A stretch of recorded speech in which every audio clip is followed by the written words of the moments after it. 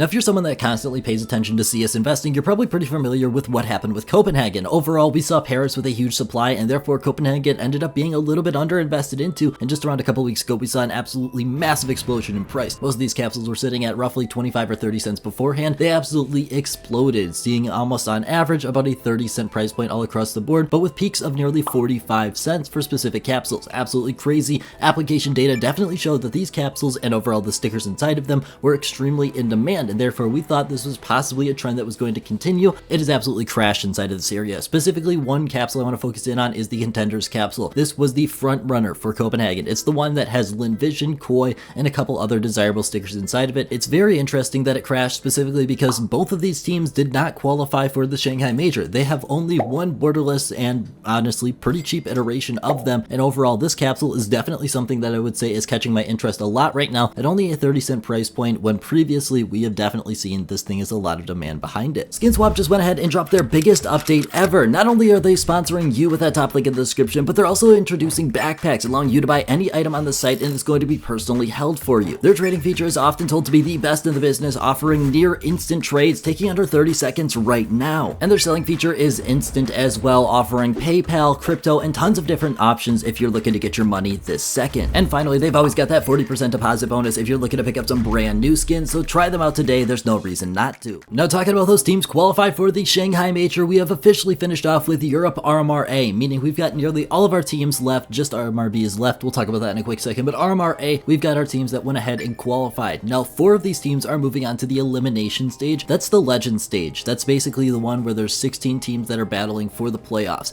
Those are going to be Vitality, Mouse, Navi, and FaZe. Unfortunately, inside of this area, if we're talking about stickers, they have a lot of stickers out there. Most people probably aren't invested into any of them at this point, just because obviously they've got so many stickers out there, specifically borderless. But when we're talking about the ones going to the opening stage, these 3 teams are definitely pretty interesting. We've got Cloud9, Fnatic, and Gamer Legion. Now, unfortunately, Bet Boom did not make it. I don't know if it's a good or a bad thing, because honestly, we don't want more betting things inside of it, but it would have been a brand new sticker inside of this area. The biggest one you're going to want to focus in on here is Fnatic. Fnatic currently only has one borderless sticker out there coming from Paris. Obviously, Paris is a little bit of an interesting situation because obviously we know those capsules and those stickers are super cheap, but it's very interesting nonetheless. Cloud9 is going to be a very cool sticker along with Gamer Legion. I'm very satisfied with his overall lineup. Wish there would have been a couple new teams, because if you want to look at the teams that did not make it, almost all of them are brand new teams. The only one in real of interest for me is going to be SAW. Obviously, they have one borderless sticker in the past, which we previously mentioned. They're not going to be getting a second one because they didn't qualify for Shanghai here. Now, talking about Europe RMRB, this is the one that's of the most interest for me in the current moment, because if we want to look at the teams and look at the stickers, there's a lot of possibilities inside of this area. We've got so many brand new teams, so many good looking logos, and honestly, not many of these teams actually have that many borderless stickers out there. We've got G2, Spirit, Heroic, Eternal Fire, Astralis, Virtus Pro. Those are the teams that possibly have a decent amount, maybe NIP, but otherwise, these are all pretty much brand new teams inside of this area, which is going to be very cool for crafting and such. Talking about this specifically, this is going to be the last video you see from me before this is overall over, so if you want to keep an interest in it, I would definitely highly suggest to check out the HLTV page for it. They're going to be having all your matches and specifically which teams you should definitely be watching. Overall, I'm definitely very excited inside of this area. One big thing to note, 3D Max, I talked about it in a previous video, they've got a brand new logo compared to the one they had in Cattle 14. Therefore, it's kind of a throw up, kind of a wash of what I said previously about them, just because obviously new logo, probably not going to be super applicable, but I'm still very excited for this sticker and a lot of other ones inside of this area. Now, unfortunately, we got some pretty big news when we're talking about our case market. Now, getting on into it, talking about these cheaper rare cases to start, we can see that overall the price points really haven't been seeing too much movement inside this area. Usually this is kind of an average thing, especially with the current market. We're seeing a lower unboxing overall, which is obviously going to translate into less of these cases actually making it out to be unboxed. Even more unfortunate though, when we're talking about rare cases as a whole, we can see proportionally they are down as well. Overall, the large number of cases is down, but specifically the percentage of rare cases being unboxed is also down. Usually we're seeing a maximum about 70 to 75% for the active duty. You can see the numbers on screen for the last week and for the last month. These are not what we want to see moving forward, and it actually all comes down to one case specifically. That's the gallery case. Now, the gallery case is currently a very interesting predicament. Obviously, it is able to be bought off the Steam market for just $1, which is extremely low considering it costs 80 cents for someone to go ahead and grind out the stars. But there's something a little bit unique about the gallery case in terms of specifically unboxing it, and that's going to be the fact that the ROI is currently 86% roughly inside of this area, which is absolutely insane when you think about it, because you could honestly grind out these stars yourself, go ahead and buy the key yourself, and you're looking at nearly 100% ROI for unboxing this case.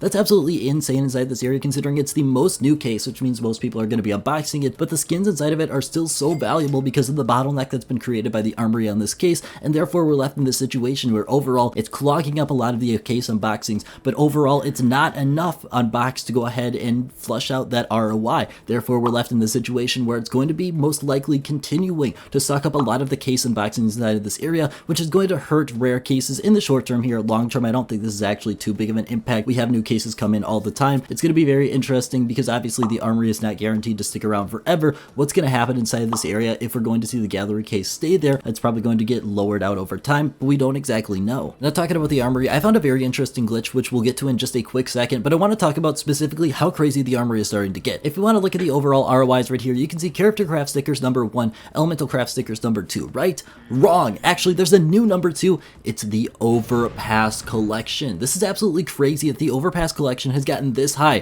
151.4%, with a 21% chance to profit if you use your stars on it. This is absolutely insane. It's unprecedented. Nothing we really expected to see inside of this area, because these collections were the extreme basis of all the hype for the Armory. Inside of this, we're definitely seeing the opportunity for investing, in my personal opinion, not really there, because honestly, these are really expensive skins. Overall, people are really interested in these collections, and we're just not seeing enough people redeeming their Armory stars for it to actually matter. Graphic collection sitting in a very similar situation, 148.7% ROI, and we're sitting at about a 19% profit percentage. This is once again a very high chance that you could go ahead and use your stars and actually make profit on these. If we want to talk about the sport and field, it's obviously much lower because it's a lot based around that M4A1S fade. The charms are starting to creep back up once again. We're looking at 20% profit for the missing link, 20% profit for the small arms. Everything for the Armory is starting to creep back up in price because people are not really playing the game for the Armory right now, which is absolutely crazy and allowed these prices to happen. Now, because of everything we're seeing inside of this area, I decided I'm going to go ahead and start grinding out some more Armory passes. Honestly, there's no reason not to. And as you can see in this clip right here, I went ahead and finished off my old Armory passes. I had 26 stars when I did this. This is very important because I went ahead and activated some new passes. And as you can see right here, I've grinded out 7 brand new stars on these new passes each. And therefore, if you were to go ahead and added those 7 stars up times 5, which is 35 plus 26 would give you 61, but I actually have 66 stars. And that's because of a very interesting glitch right now. When you go ahead and activate a new Armory pass, it's going to go ahead and give you that 1 extra star for starting it, but it's not going to take it off on your little scorecard, meaning you're able to get a free extra star if you go ahead and activate these passes right now. Now, it's nothing absolutely game breaking, but the truth is getting 5 free stars, especially on 200, is an extra 2.5%, which is very nice. Now, if you're looking to go ahead and grind up your Armory passes, I would highly suggest you hop into deathmatch games. It's been working very well for me. I'm getting around 800 to 1,000 score on average, getting you around 2/3 of an Armory spin or credit per play. It's absolutely insane. That's all I got. Thank you so much for watching. Your guys today.